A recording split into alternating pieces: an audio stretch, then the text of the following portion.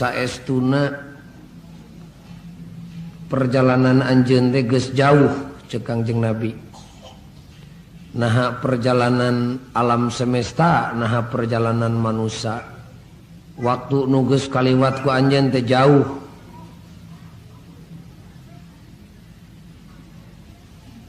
Lamun seug ninggal mimiti aya manusia di alam dunya ti zaman Nabi Adam dugi ka ayeuna geus jauh. Lamun seug ningali kahirupan agama Islam oge parantos jauh. Leumpangna Islam teh bareng jeung ayana manusia dibarelaan ku unggal Nabi. Islam dibelaan ku Nabi Adam tepi ka teu amprok jeung garwa puluh-puluh tahun. Qad sabaqtum sabqan ba'ida, geus jauh waktu nu ka anjeun diliwat. Islam dibelaan ku Nabi Nuh belaanan dikeum babarengan jeung umat. Jauh lalakonna perjalanan hirup teh. Jauh lalakonna perjalanan melaan agama Islam teh. Islam dibelaan ku Nabi Ibrahim belaanan diduruk ku Raja Namrud. Islam dibelaan ku Nabi Zakaria tepi ka diragaji tina mastaka parat kana sampean. Islam dibelaan ku Nabi Musa, ku Nabi Isa, ku Nabi panungtung Muhammad Rasulullah sallallahu alaihi wasallam. Babarengan jeung para sahabatna Kangjeng Nabi 23 tahun can ngajaran wareg tuang melaan Islam. Da ibu teh kudu era sanya nama ku pangeran. Pernah nyimpang sakedik Siti Aisyah Ummul Mukminin sabada Nabi wafat diulem tuang ku sahabat dipangmencitkeun domba bareng dek dituang teu tulus kaburu cisoca ngabrebei ditaros ku sahabat. Naon margina Ummul Mukminin beteu kerasa tuang. Ummul Mukminin Siti Aisyah radhiyallahu anha ngawaler teu tega kami tetek dahar daging teh sabab sapanjang jumeneng ti kawit dilahirkeun dugi ka wafat Rasulullah mah can ngajaran nuang daging sakeureut beak. Naon teh melaan Islam. Islam dibelaan ku sahabat Nabi. Kapan Sayyidina Hamzah dugi ka kaluar isi patuanganana ditojos ku tumbak. Parantos jauh urang teh. Leumpang teh geus jauh. Qad sabaqtum sabqan ba'ida. Ibu ge nu hadir di dieu sami sareng simkuring kapungkur rambut teh hideung ikal. Ayeuna mah hiji dua geus barodas. Simkuring ge bijil buuk bodas didudut hayang katempo ngorakna. Didudut hiji bijil tilu. Didudut tilu ampir kabeh bodas kop bae sia huis mangsa bodo. Ari geus teu beunang di halangan. Cikeneh sataun kapengker huntu teh kiateun kana kacang. Ayeuna mah daging liat meusan ge linu. Rarasan teh kamari ieu si horeng geus 50 tahun. Qad sabaqtum sabqan ba'ida. Jauh leumpang teh. Bareto mah leumpang 2 kilo masih kene kuat lumpat. Ayeuna mah 100 meter tuur linu. Qad sabaqtum sabqan ba'ida. Geus jauh leumpang teh. Dauhan Kangjeng Nabi, wa in akhadtum yaminan aw shimalan. Deudeung teuing mun seug aranjeun galuang galeong ka kenca ka katuhu mengkol ka katuhu kaimanan anjeun dengdek lantaran kabeng batku kabeungharan tepi kacul ibadah panteu saeutik jelema ninggalkeun salat lantaran sibuk nying hareupan marema atawa ngagaleong ka kenca lantaran anjeun kabeng batku kafakiran jeung ku kamiskinan teu saeutik supir eureun salat nu tadinya sok salat lantaran dek maraban anak pamajikan nyekel setir. Deudeung teuing ceuk Nabi mun kitu faqad dalaltum dalalam ba'ida. Atuh anjeun teh rugina ge gede pisan, kalangsuna ge jauh pisan sabab perjalanan anjeun geus jauh modal anjeun geus gede nah atuh bet mun rek pupur mah bareto we ti zaman dina ayakan keneh karek borosot tina patuangan ibu Islam ti bubudak kakolotnakeun jadi ngendoran anteng ibadah zaman keur ngora kakolotnakeun jadi ngulapes kusabab sakitu cek Nabi istaqimu sing nanjeur atuh sing tegak lurus istiqomah ngaranna sanes istiqomah dina jahat tapi istiqomah dina sae malah pernah Kangjeng Nabi disumpingan ku sahabat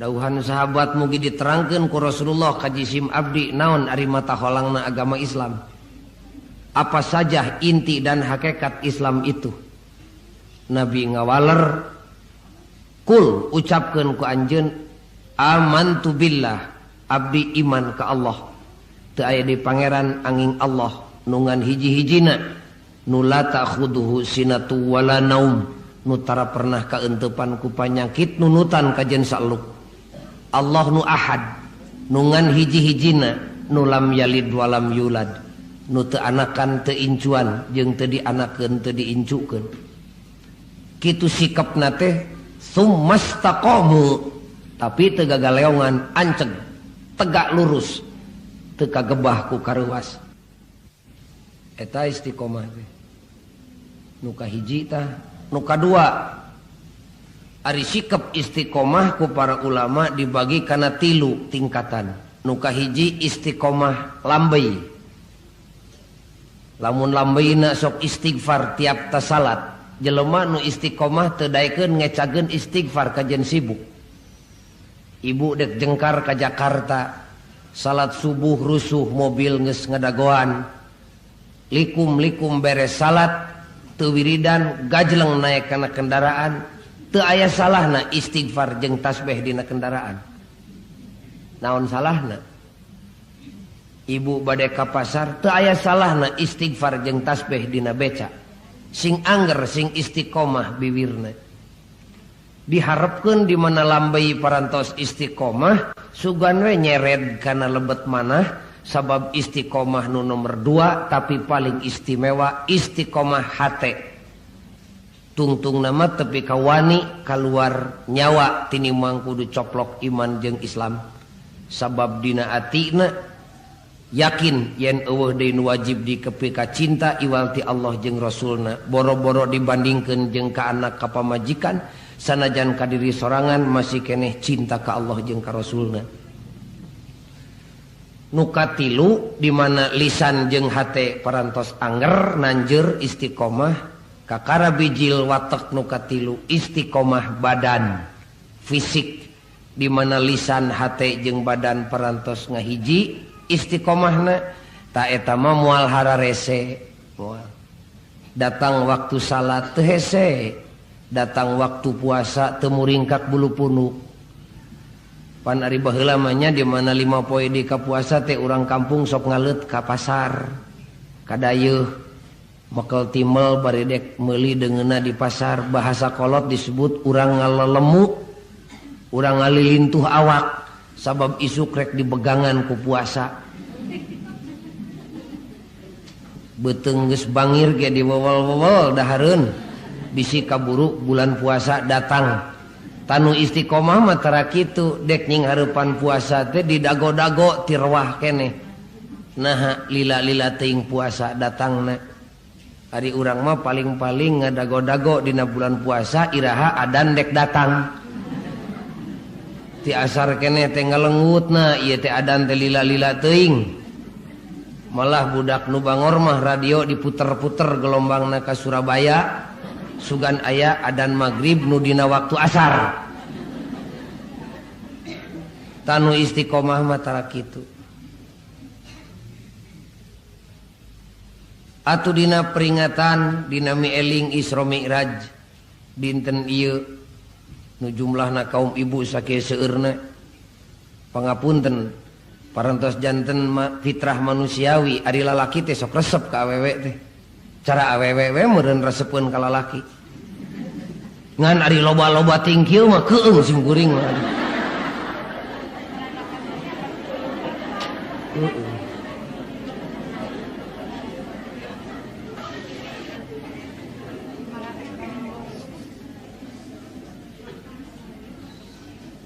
Tadi nami eling Isra Mi'raj siang ieu ngajerit kana Maha Suci muga-muga urang dipaparin sikap jiwa nu istiqomah da geus ari darek salat mah sadayana oge parantos salebaran sakali wae mah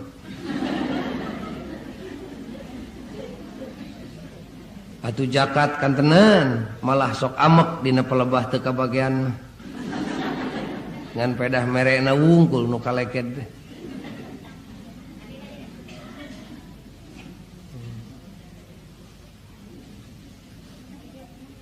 Kasim kuring pernah aya nu naros. Kenapa Ghazali meni hantem-hantem teuing eling Isra Mi'raj teh nanaon maksudna cek sim kuring rek ngaweuteungkeun keyakinan ka Allah jeung ka Rasulna.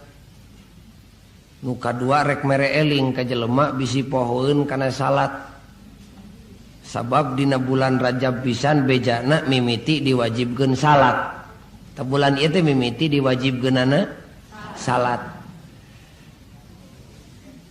jadi kurang leuwih atuh mieling diisrokeun jeung dimi'rajkeunana Kangjeng Nabi teh kawasna bae moal pati salah mun disebut ulang tahun diwajibkeunana salat.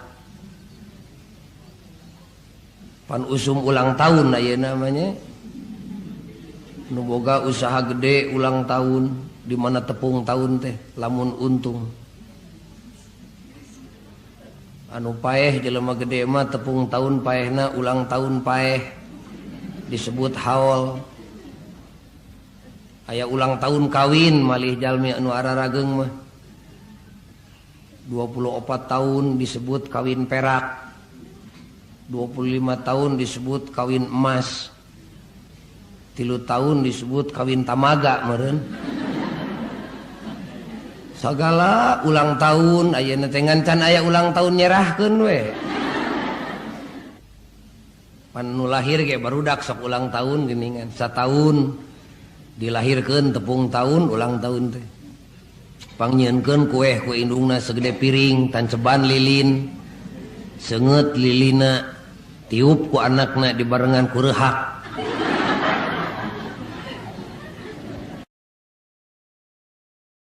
tah nu istiqomah mah tara kitu da ngaku Rabbunallah Allah pangeran abdi nu serba maha teh ibu dek ngantunkeun bumi teh kumaha tuh kadepruk salat dek init disebut salat safar pok bebeja kanu bogana ya Rabbana Gusti teh pangeran abdi ka jelema ge bade dipihapkeun ngan jelema masok nunutan ieu rompok teh kagungan Gusti dipibanda ku jisim abdi abdi mah sekadar bezi terhak guna pakai abdi bade mios titip ya Gusti rorompok kagungan Gusti diwangsulkeun deui ka Gusti supaya dijagi ku Gusti ulah aya nu coceng abdi rek mios engke di mana abdi wangsulkeun deui ka jisim abdi kalayan ridho Gusti mun diganti mah ku bahasa agama jrut keluar ti bumi asyhadu bima syahidallah wastaudiullaha hadhihi syahadah wa hiya indahu wadi'ah jrut turun blang atina lega percaya ceuk salaki indungna geus dipihapkeun karona parantos malah leuwih ti karona ka Allah ge geus dipihapkeun osok ibu mihapkeun ka Allah encan urang aku di dieu oke urang mimitian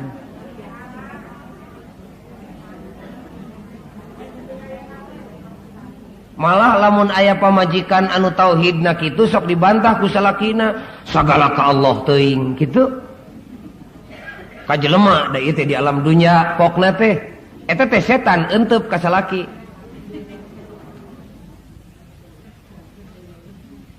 sok amek teh atawa lamun budak gering nya dokter nyageurkeun ari nu maha nyageurkeun saha Allah subhanahu wa ta'ala eta gedena ati sararea pun anak we udur lamun geus sumping teh dokter atuh anak sim kuring eta ngan hiji-hijina deui ipis iman teh hareeng budak teh anu geus sumping dokter da asa namahan teh dada teh waduh adi tas ngadoa mah kecing dek cek pribados kapun bojo pak engalkeun dokter panggil keke kami dek laporan heula ka Allah dek salat heula ih hantem salat geuwat dokter tapi kata percayaeun eta teh pamajikan kiai siga kumaha pamajikan bangsat nya.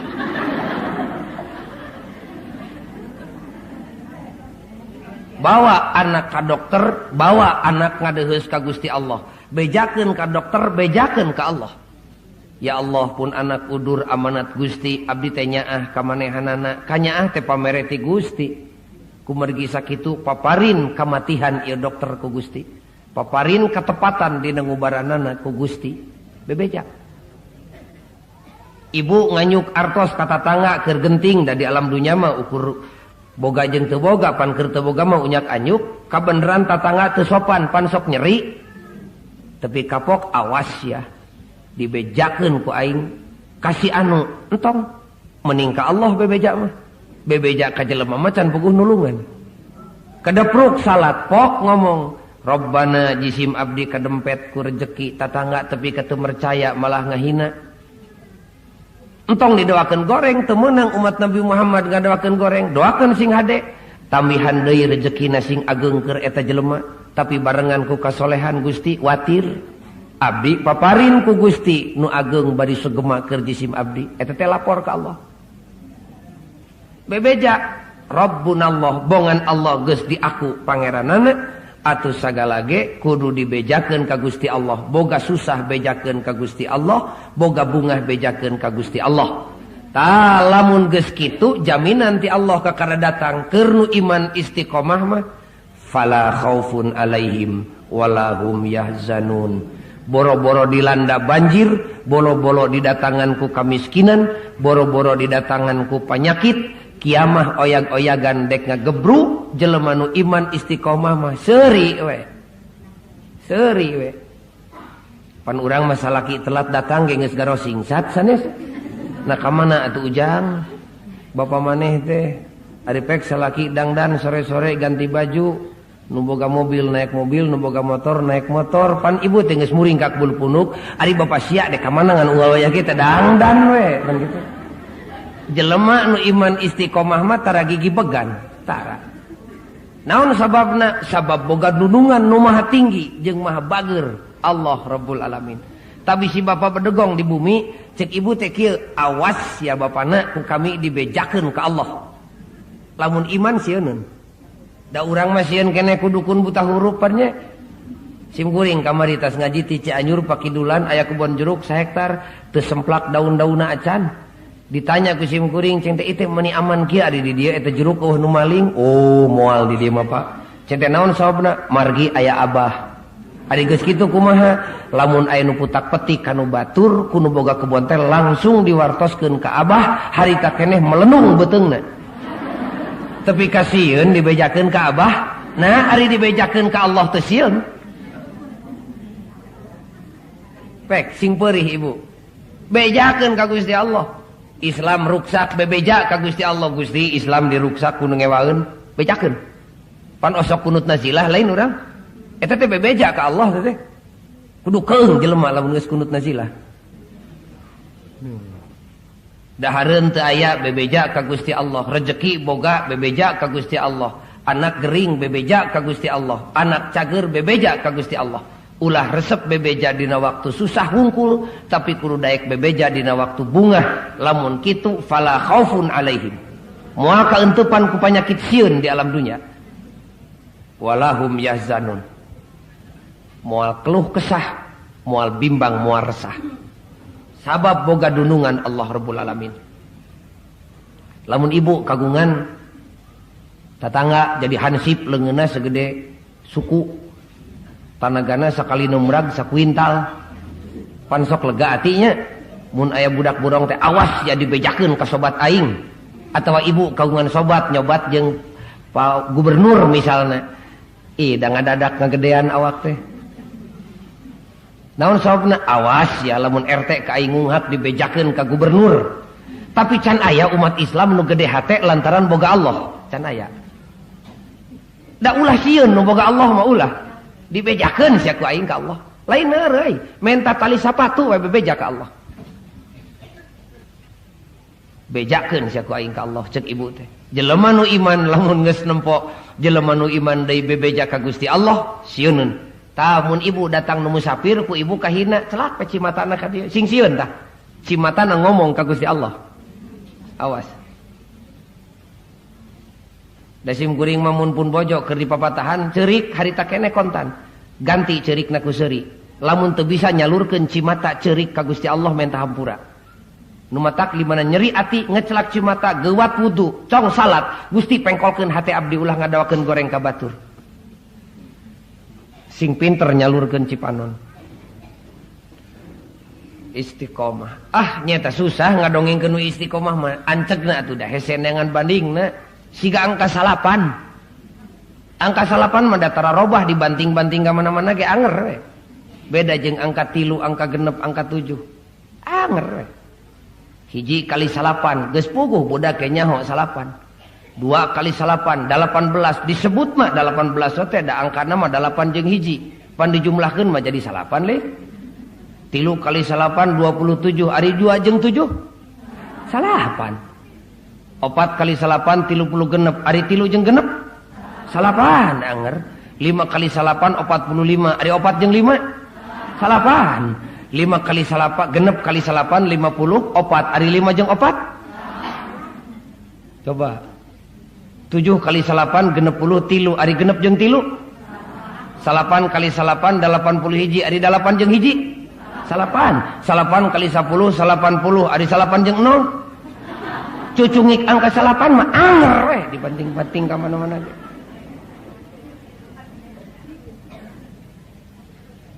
Begitu. Jadi nu yakin boga dunungan Gusti Allah bari eta kayakinan teh anger kaangranana didesek ku kalakuan ibadah salat ngaranna ulah leutik ati fala khaufun alaihim walahum yahzanun. Moal gedag keanginan. Jadi lamun ibu di bumi gagaleongan wae manah eta teh imanna encan istiqomah. Izinan widian simkuring bade nembongkeun contoh jalmi nu istiqomah tong seueur teuing. Sakali waktos Sayyidina Utsman ibnu Affan balanya barang ke luar negeri patali di Madinah dilanda peceklik.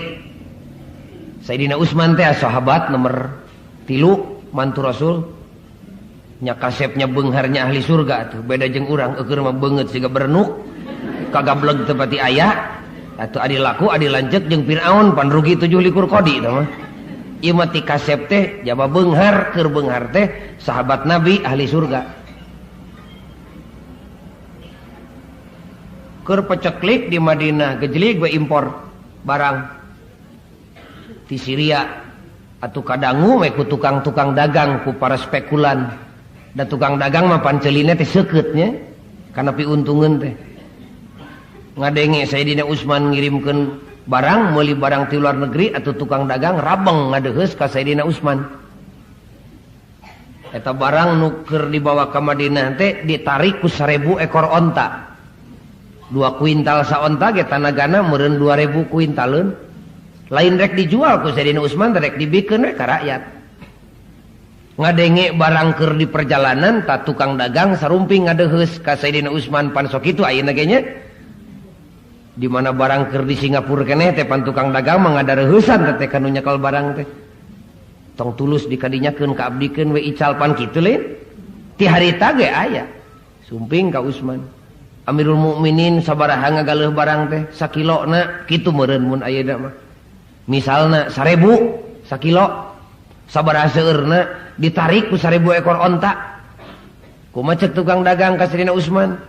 Atuh urang peser we ku abdi di batian 1000 jadi 2000 sakilo. Gubujeng we Sayyidina Utsman. Datang deui saurang tong 2000 ku abdi mah di batian ku abdi 3 kali lipat 3000. Cek nu saurang deui 4 kali lipat di batian. Cek nu saurang deui 5 kali lipat.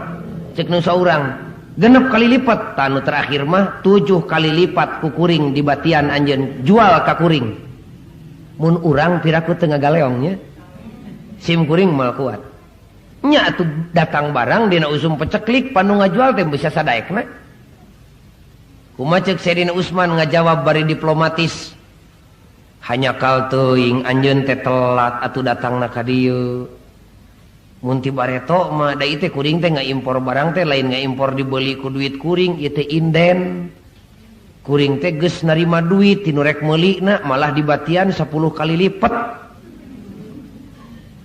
calawak pantah tukang dagang teh teu percaya saha jelemana nu dek ngabatian 10 kali lipat kuring teh 7 kali lipat teh panggede-gedena teh kuring dek ngalabati 3.000 saha mangkelukna nu wani ngabatian 10 kali kakara Sayyidina Utsman ngajawab man jaa bil hasanati falahu asyru amsalihha nu meulina teh Allah Rabbul Alamin ceuk Allah hiji teh dibatian ku kami 10 kali di alam dunyana di akhiratna 700 kali maneh mah ukur 7 kali bari hianat ka rakyat tapi kami mah meunang untung ti Allah 10 kali di dunya 700 kali di akhirat teu gedaganginan malah pan Sayyidina Abu Bakar mah tepi kaledis barang teh dipake melaan agama teh urang mah entong kitu teuing bisi pamajikan tepi ka jadi kufur lamun nempok salaki sangsara da awewe mah gampang pisan eta teh siga balon pan istri mah di mana-mana kayaknya datang rezeki gede pudegdeg ngalintuhan leungit rezeki rungkut meotan siga balon katiisan 3 poe we boga rezeki pan gado teh tepi ka jadi 3 tingkat geuning dina TV nya sim kuring apal keur usaha leutikna pek jadi gede gado teh 3 tingkat 1 tingkat 2 tingkat 3 ngomong ge geus hese teh rugi we dagangna da harita keneh kempes tara jelema nu istiqomah mah ta Sayyidina Abu Bakar tepi ka beak rezeki teh malah dina dek waktu perang Tabuk harita ngumpulkeun dana Abu Bakar mah dikeruk we kabeh kop keur dana perjuangan keur kepentingan agama keur kepentingan umat tapi kaledis punten Bu Sayyidina Abu Bakar teh jelema beunghar Bu mertua Rasul sahabat utama nu asup ka swargana moal dipariksa ta Abu Bakar mah raksukan teh ibu geus teu bisa dikaput pelebah dieu soeh pelebah dieu dikaput di tukang soeh ti hareup geus rapuh kawasna geus siga kaos patromak akhirna mah keur nutupan ora teh baju bakating ku hese dikaput ditambalna hese dianyam ku kawat kudu izin ibu teh ku Allah ibu urang mah jasa boro-boro jeung Sayyidina Abu Bakar pan baju 2 kali make ge istri mah geus ditumpukeun era bapana Abu Bakar mah dugi ka dianyam ku kawat anjeunna mah seuri we sugan humargung sugan ditemong-temong hayang kadeuleu teu seuri biasa we tapi Rasul ku anjeun nu ngangres ningali mertua anu mulia nu babarengan ti mimiti berjuang ningali raksukan tepi ka dianyam ku kawat ngaberbei cisosa Rasul ngangres harita keneh lungsur Jibril Muhammad Allah nanya ke Abu Bakar ngalangkungan kami tanyakeun ka Abu Bakar eta baju tepi ka dianyam ku kawat teh naha eta teh ridho hatena atawa henteu nanyakeun teh lain Allah teh nyaho da Allah mah ya'lamu ma baina aidihim wa ma khalfahum tapi ngahaja we ngarah Nabi naros atuh pok Rasul naros bari dumareuda Abu Bakar Allah naros ngalangkungan Jibril eta raksukan dugi ka dianyam ku kawat teh ridho atanapi henteu ta ngoceak tama Sayyidina Abu Bakar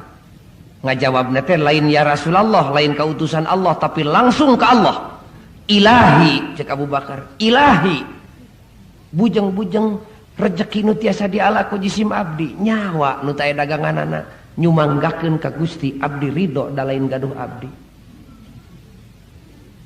tah kakara harita keneh Jibril kontan sasauran ka Rasulullah Muhammad tepikeun salam ti Allah ka Abu Bakar pek pangrasakeun taku ibu nu iman kumaha rasana lamun dikirim salam kuno agung. Robbana ditaros ku Rasul aya sakedik mah Abu Bakar di bumi nu dikantunkeun keur garwa jeung keur putra bari ngagelenyu Abu Bakar nu manis lahir batin teh kumaha ngajawabna seueur naon bae nu dikantunkeun di bumi rezeki keur tuangan garwa jeung putra teh abqaitu lahumullah wa rasulahu cekap jisim abdi magaduh Allah wae sareng Rasul Allah Rabbana tah ibu nu istiqomah teh urang mah boro-boro make ngabogaan rasa cukup boga Allah jeung Rasul guling gasahan ieu mah sim kuring mah lain nyaritakeun anu awam ieu tingkatan santri ge terkadang kiai da teu ngarasaeun seubeuh jeung teu ngarasaeun cukup boga Allah jeung Rasulna henteu gagaleongan we cek Abu Bakar keur naon rezeki mangga da Allah mah maha beungar teu beak mangga engke mah kurang dek menta deui we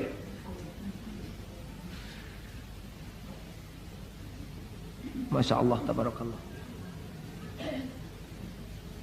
malah kaum ibu nu istiqomah keyakinan putra Kangjeng Nabi Siti Zainab ku Nabi dikawinkeun ka Abul As anakna Robi dikawinkeunana memeh Nabi narima wahyu tegasna dina zaman jahiliyah ngan kawina lain kawin jahiliyah tetep we Nabi mamillata Ibrahim Hanifa kawin Islam we gubrag Nabi narima wahyu harita keneh dawuhan Nabi Zainab maneh wajib milu hijrah ka Madinah mangga Rasul dawuhan Rasul tapi wayahna kudu bebeja heula ka salaki maneh kumaha Gusti pan salaki abdi teh musyrik kami ge nyaho salaki maneh teh musyrik da can Islam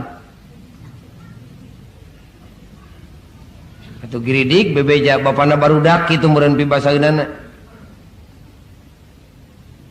Rasul dipiwarang pindah ka Madinah hijrah ngaranna wajib keur nu iman nuturkeun hayu urang pindah ka Madinah kitu ceuk Siti Zainab kumaha ceuk salakina kami moal indit ka Madinah maneh ge teu meunang indit pangmikirkeun deui ta ku ibu kumaha perasaan istri nu satia ka Allah jeung ka Rasulna dek indit nuturkeun parentah Allah dicarek ku salaki ibu rek salat dicarek ku bapak kumaha rasaan bebeja deui Siti Zainab ka Rasulullah ya Rasulullah geuningan bapak budak teh teu ngidinan ari can ngidinan mah ulah indit tuturkeun we salaki kapan musyrik Gusti kami ge nyaho musyrik dek menta diserahkeun we ulah waka sabab Allah can nitah maneh kudu papisah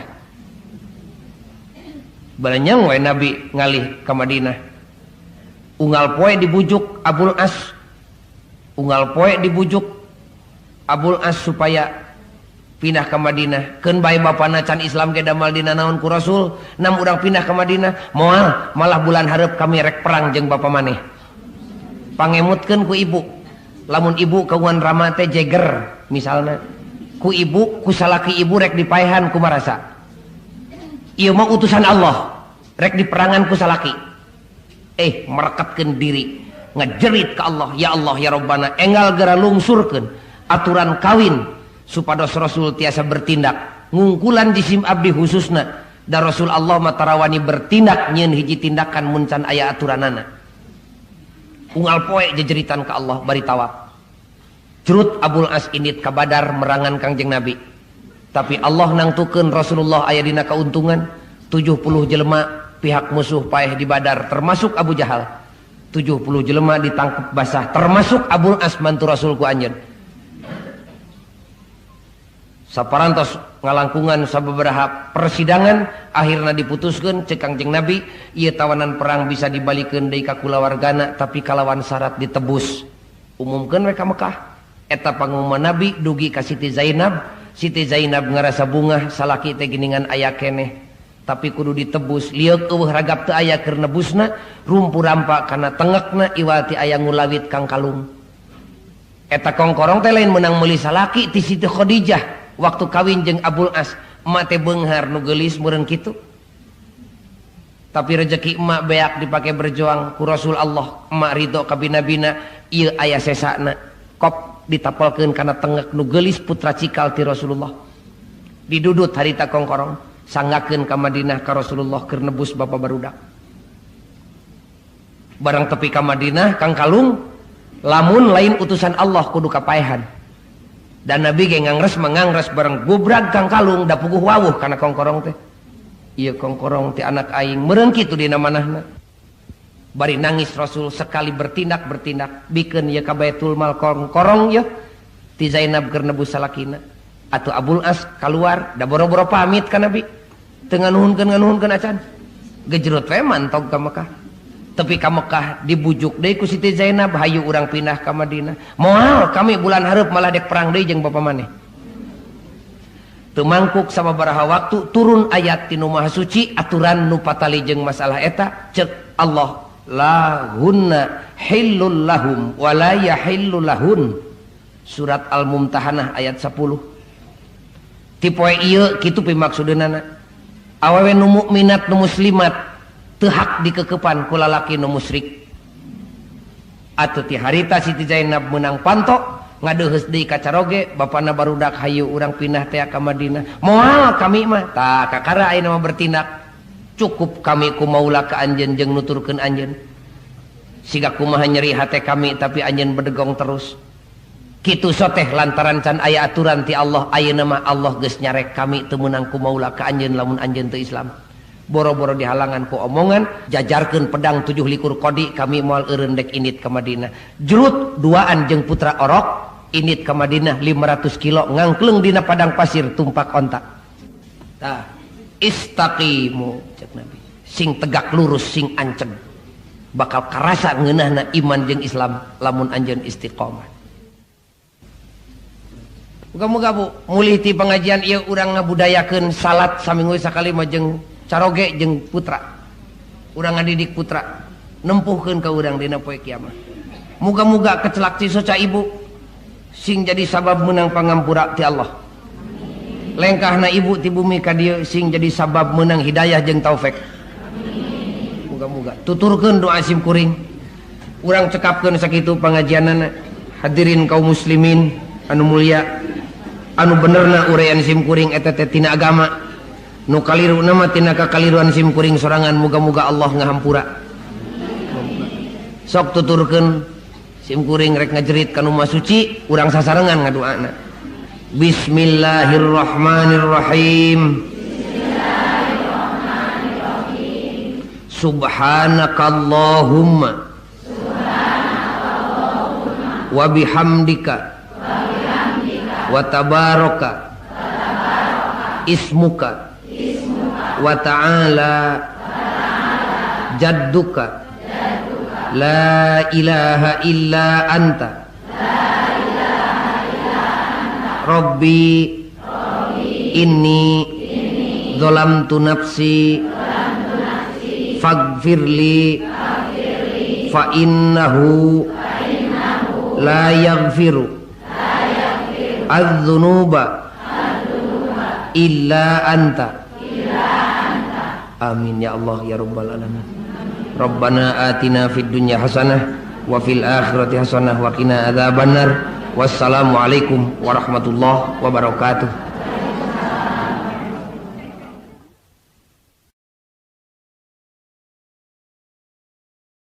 Tah nu istiqomah matara kitu da ngaku Rabbunallah, Allah pangeran abdi nu serba maha teh ibu dek ngantunkeun bumi teh kumaha tuh kadepruk salat dek init disebut salat safar pok bebeja kanu bogana ya Rabbana Gusti teh pangeran abdi ka jelema ge bade dipihapekeun ngan jelema masok nunutan ieu rompok teh kagungan Gusti dipibanda ku jisim abdi mah sekadar bezi terhak guna pakai abdi bade mios titip ya Gusti rorompok kagungan Gusti diwangsulkeun deui ka Gusti supaya dijagi ku Gusti ulah aya nu coceng abdi rek mios engke di mana abdi wangsulkeun deui ka jisim abdi kalayan ridho Gusti mun diganti mah ku bahasa agama jrut kaluar ti bumi asyhadu bima syahidallah wastaudiullaha hadhihi syahadah wa hiya indahu wadi'ah.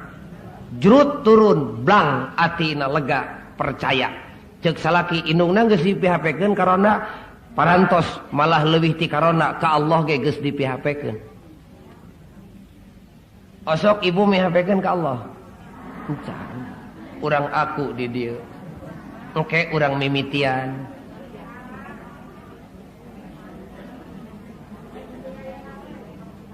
Malah lamun aya pamajikan anu tauhidna kitu sok dibantah ku salakina, sagala ka Allah teuing kitu. Ka jelema da ieu teh di alam dunya pokna teh eta teh setan euteup ka salaki.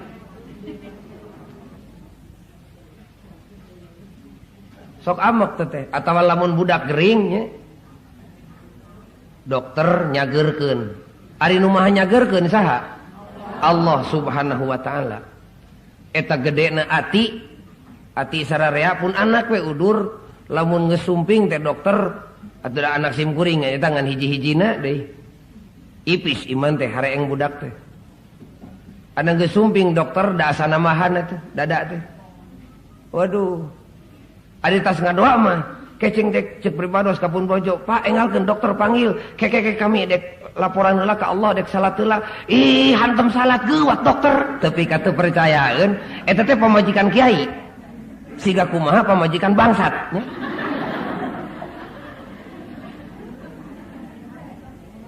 Bawa anak ka dokter, bawa anak ngadeuheus ka Gusti Allah. Bejakeun ka dokter, bejakeun ka Allah.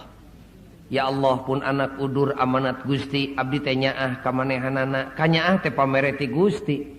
Kumargi sakitu paparin kamatihan ieu dokter ku Gusti. Paparin ketepatan dina ngubaranana ku Gusti. Bebeja. Ibu nganyuk artos kata tangga keur genting da di alam dunya mah ukur boga jeung teu boga pan keur teu boga mah unyak anyuk kabeneran tatangga teu sopan pan sok nyeri tapi kapok awas ya dibejakeun ku aing kasih anu entong mending ka Allah bebeja mah bebeja ka jelema mah can puguh nulungan kadepruk salat pok ngomong Rabbana jisim abdi kadempet ku rezeki tatangga tapi keteu mercaya malah ngahina entong didoakeun goreng teu meunang umat Nabi Muhammad ngadoakeun goreng doakeun sing hade tambihan deui rezekina sing ageng keur eta jelema tapi barengan ku kasolehan Gusti watir abdi paparin ku Gusti nu ageng bari sugema keur jisim abdi eta teh lapor ka Allah bebeja Rabbunallah bongan Allah geus di aku pangeranana atuh sagala ge kudu dibejakeun ka Gusti Allah boga susah bejakeun ka Gusti Allah boga bungah bejakeun ka Gusti Allah